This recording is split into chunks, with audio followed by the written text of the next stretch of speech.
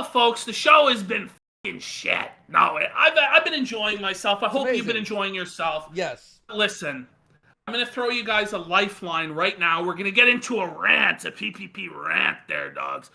Last week, I threw a lifeline. The Kino Casino, as I said, is the island of relevance in an ocean of obscurity. Mm-hmm. And I threw a lifeline to a man out in the ocean of obscurity who didn't even deserve it. No, not at all. I am a generous and noble and glorious tribal chief of this sector. You are. Okay, of the island of relevance in the ocean of obscurity. I try, as the head of the table, to let others eat at the table, to have scraps, to have something. The crumbs, at least. The crumbs from the casino's table. So I throw out a lifeline. We throw out the lifeline to Cog. What was I thinking throwing out the lifeline to him? You know, but we've discussed this in the back. They're like, do we even respond to this? And we're like, no, for like a month. And then finally you're like, listen, let's just do a 10-minute thing on him. I'm like, okay, whatever. I'm like, listen, first of all, he proved everything I said. So this is what I said on the show last week. I said Cog is bitter, and he's jealous, and he's seething. We're getting more money and viewers than he is. It's just a fact. His response to all of it proved that's what it was about. He sits here and he seethes at us. Oh, Kino Casino can't put on a good show. It's terrible. He sees that Medicare. I think his show yesterday, he's like, Medicare's show is terrible. You want to know why, though? Sucks. Right? Because Daddy Jim watched our Bog Hog and gave it an amazing review. The root cause of it all from Cog is jealousy. He's seething. He has this resentment. He feels like we're holding him down. Medicare's holding him down. If it wasn't for us being around, he'd be making all this money and have all these viewers. That's just not the case. Jim streams once a month. We were gone for the last month, Cog. It's not our fault that no one cares about you. It's not our fault that you have no viewers, you have no money, you have no clout. This isn't my fault, Cog. And he stole all the material this is on you, brother. I mean, this is the thing. Well, people share material, by the way, on these streams. I understand, but it's like literally every segment we've ever done, like the Nick stuff, the Beard, like the America First, all this stuff. It's all the same. I'm like, okay, like, if our show sucked so much, you wouldn't like what we cover. Exactly. The reality is, all Cog can do is take our leftovers, reheat it, rehash it, barely add any commentary, mumbling incoherently, with zero talent. He sucks. He's terrible, folks. This is a guy who his big claims to fame are being known for getting cucked and crying about it, puking all over himself and crying about it, getting into a car crash where instead of helping his girlfriend who was in the car crash, he went through her phone like a creepy weirdo to find DMs and shit to like help him blackmail her. And this is what this guy is known for. So I throw this lifeline to him. Hey, Cog, want to have a feud? Because let's just get this Monster of the Week story going or whatever. And he doesn't respond with some epic call out. I'm like, fuck you, PPP, da-da-da-da-da, here's my list of grievances, I'm going to kick your da-da-da-da. Let's show them how this guy responded. It's, what is it, Cog? One sec, my cat probably wants... What? Cog's considering a fund. When I called Cog out for last week being bitter, being resentful, and I just pointed out the plain facts. Oh, I pointed out... one thing. Sorry, June. Yeah. So I want to say one thing. So, sorry, she's distracting me. The reason he's mad at us, I've said this last week, I'll just repeat it real quickly, abridged version, is because we made a joke saying that him and Dan were unhinged for going to Portugal to fight Ralph. And it was clearly a joke. Oh, listen, they are unhinged by doing that. Yeah. That's why they're upset about it, because it's true. Now listen, it was funny. We brought them on. They had their moment in the sun. But as I pointed out last week, Cog had all to do with Ralph getting beat up. Cog didn't beat up Ralph, because Cog's a little bitch. Cog's like a 140-pound, 42-year-old, pot-smoking loser skeleton. Twiggy little skeleton man that he is. living off the British benefits system, never having worked a job into his early 40s. I mean, at least Ralph, he's only like 34. Cog's like 42, has never worked a job in his fucking life. 42 though? He's 42 years old, folks. Ancient as there is Cog. I pointed out he had nothing to do with fucking beating up Ralph. It was all Dan that did everything. And then he hides behind Dan. And this is what, in this clip, this is what he does.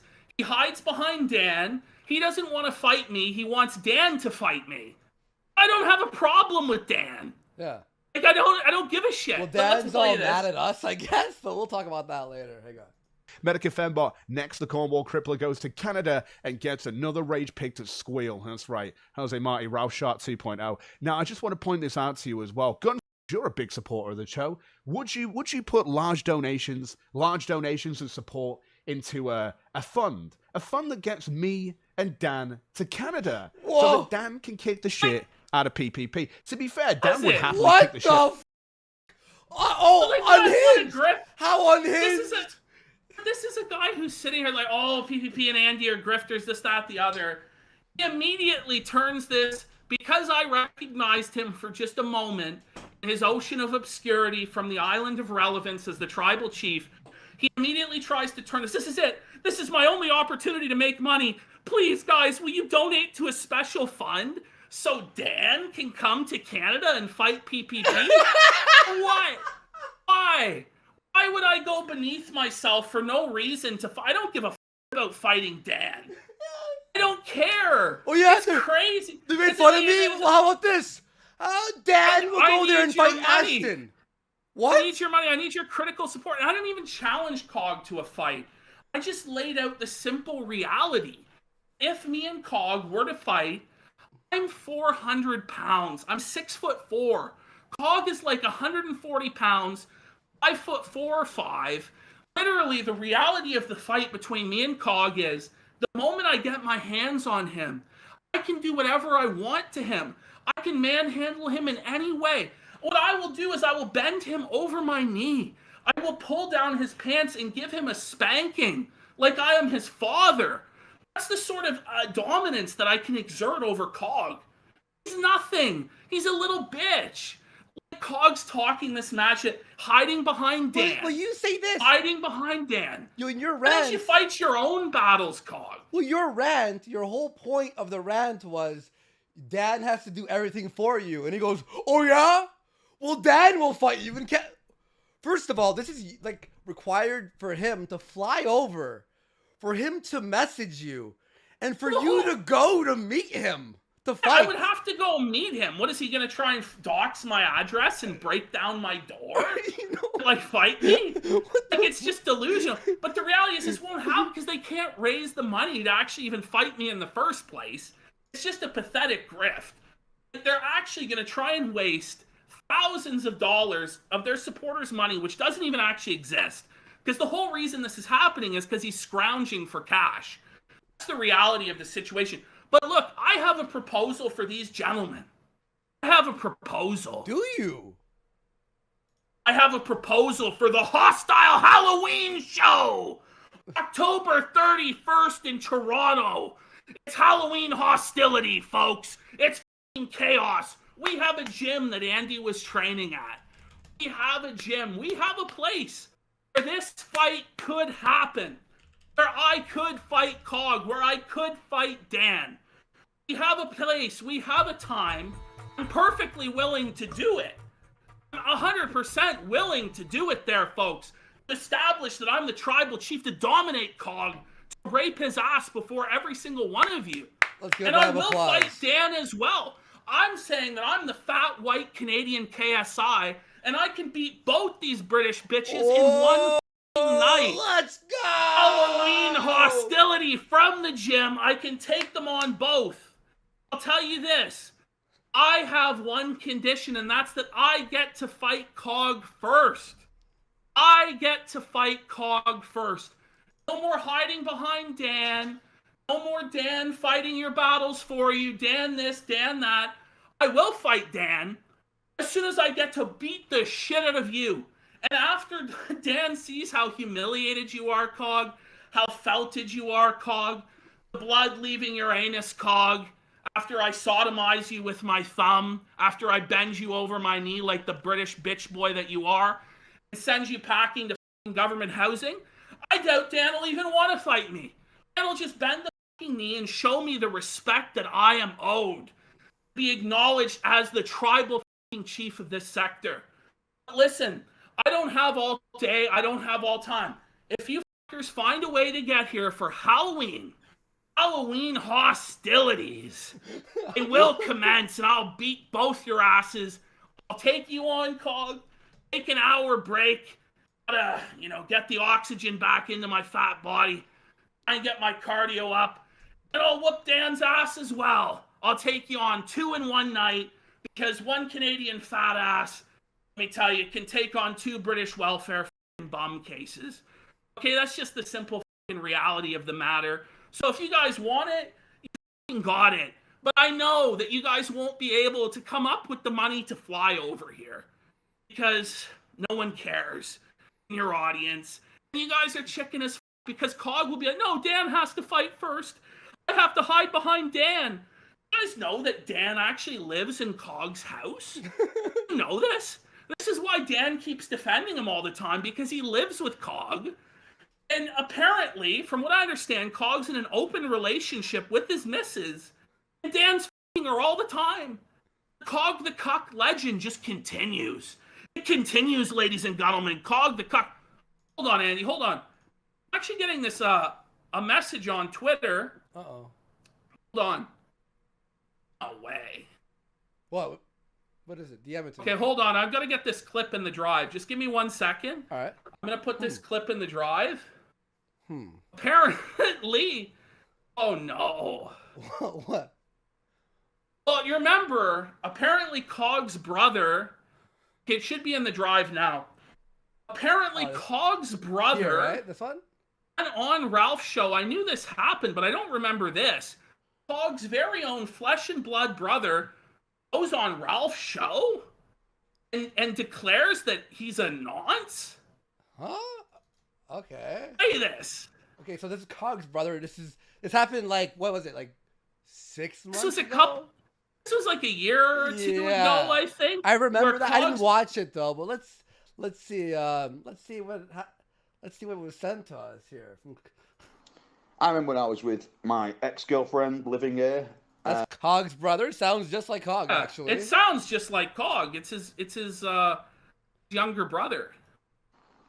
I remember when I was with my ex-girlfriend living here, and Johnny thought he could just come over with an underage girl. Whoa. Pause. So Johnny is Cog. His name is John. And he's brought an underage girl over to his brother's place while he was living on his couch rent-free? Like the welfare bum that he is. Say it ain't so. Wait, what? What? And thought I'd never find out that she was underage and 14 years of age. And he brought this girl. I thought she was 18. He told me she was 18. Right? So I'm thinking she's 18. Well, no problem. She's legal. She can hang around my house. Right? Come to the end of their relationship, and then I have her on Facebook telling me how much she's 14 and he knew about it, and he's a disgusting up, basically. Disgusting up. That's really it. That's all I can really say. I know she had red hair. I don't even know her name. I can't remember. It happened so long ago. It was like a good 10 years ago, I'd say. But this guy... Wait a minute. Clearly has no problem with... This was 10 years ago. Cog is 42 now. Back then, he was 32 years old. With a 14-year-old girl. That's f***ing disgusting, Cog. This is your own brother saying this. This isn't just brother, like... by the way. This isn't like a co-host. This isn't a f***ing roommate. This is your own flesh and blood. Your own brother going on your sworn enemy, Ethan Ralph's show. Expose you as a pedophile nonce. Slept with a 14-year-old girl. You were 32 years old, Cog. That's... I don't know That's if worse than Chaggit. Isn't it? It really is. It's way more of an age gap than the 18-13. This is 32-14. No, bro. What a fucking joke you are, Cog. What a fucking shameful disgrace you are. What a fuck up you are. No wonder. Keep playing it. Okay. No wonder his own family. No wonder his own family has disavowed him and like exposed him because he's a nonce. No wonder like my brother would never go on fucking Ralph's show. No. Never. My sister. No matter what dispute there was. But this guy is a fucking caught as a nonce. Take a seat, Cog. Take a seat and explain as to why your own brother is saying you're a 14-year-old molester. 1432. That's the new. That's the new. And by the way, this is actually 32-14. This is real. This is not. Ralph will tell you. Look, we're enemies with Ralph, and Ralph will be like, "No, this is true." This is what happened. He was a dirty fucking British diddler.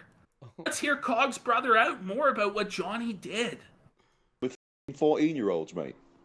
None at all. And he was seeing her for a bit. So definitely fucking her. Guy even tried to take her out for a drink with us, and I was like, where's her ID? Do you remember that, Johnny? Remember? David remembers that. It? You know, your older brother. He came with us. He knows who I'm talking about. Right? So don't sit there trying to pretend I'm making it up, which you're probably going to do. But no, I'm not making it up. You're pedo. You're a nonce, mate. Oh. Right? And I caught you out. Yeah? I'm the eyewitness to your nonce behavior. And I had to hear this poor girl feeling sad that she'd basically been raped by you. You up. Okay, this is intense, dude. This is actually rape this 14. Holy dude. Whoa. Whoa, buddy. Because that's what it is, Johnny. You know, when you fuck an underage girl, it's rape. Because you're fucking a child that doesn't know any better. Do you understand that? And the only thing that really should have happened is you should have been put in prison, you prick.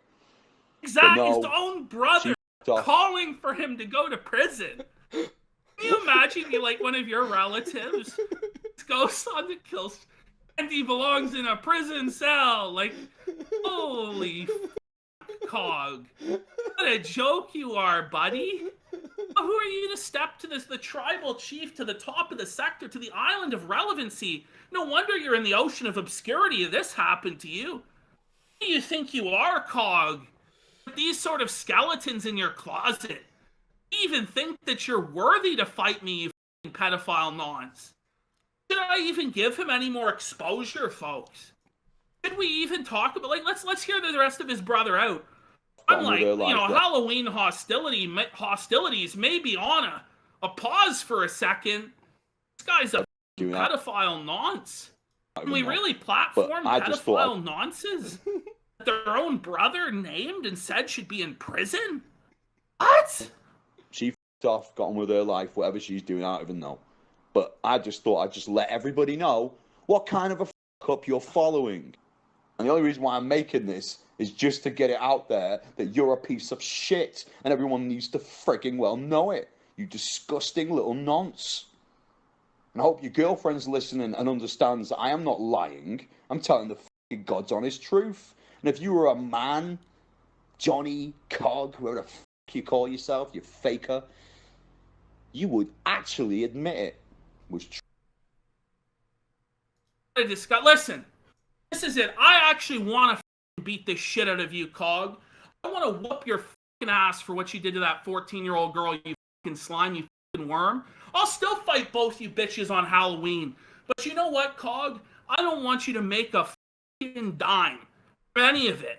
I think the exposure is too much even. It's too good for you to even get the exposure of getting your ass whipped, of getting bent over and me slapping your ass, spanking you like the little petulant child baby that you are, Cog. So you know what, Cog? I think you should have to pay the pedophile tax. I think you should have to pay the nonce tax. I think, folks, Cog should have to come up with $10,000. Yes. And it needs to go directly to me. And Cog, if you come up with the 10,000 Canadian dollars, I'll give you the discount. But it's the pedophile tax. It's the tax for being a fucking pedophile. fight you, I'll beat the fucking shit out of you and Dan. Both in one night, because that's just the sort of fucking warrior that I am. Tribal chief that I am, Cog. Head of the table, the top of the sector, Cog. Halloween hostilities, October 31st, 2022, in an undisclosed gym in Toronto. Some people know where it is. It will happen, Cog.